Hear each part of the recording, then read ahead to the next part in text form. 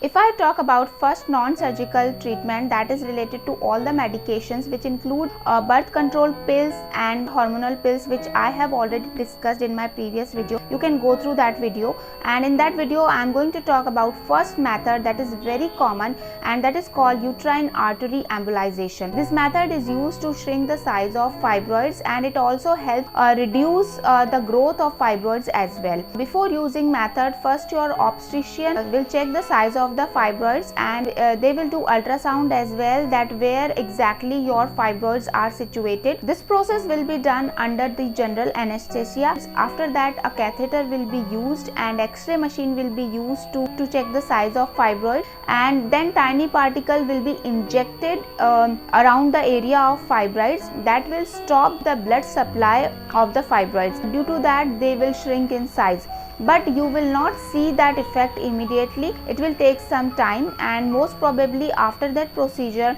you have to go often for ultrasound to check the size of fibroids. If I talk about next method, that is called focused ultrasound. High intensity waves will be used to reduce the size of the fibroids, and this method takes 60 to 90 minutes. It also depends upon the number of fibroids you have in your uterine cavity. It's a pretty safe method. If you use this method, you have less chances of damaging healthy tissues. This is very good method to remove or to shrink the size of uterine fibroids. It is commonly used when you have small to medium size of fibroids. Another method which is not directly related to shrink or remove the size of fibroids, it is called endometriosis ablation method.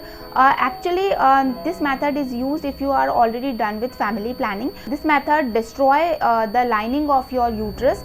Because of that, you get relief in your menstrual pain and in your bleeding as well. Indirectly, it will help to shrink the size of the fibroids.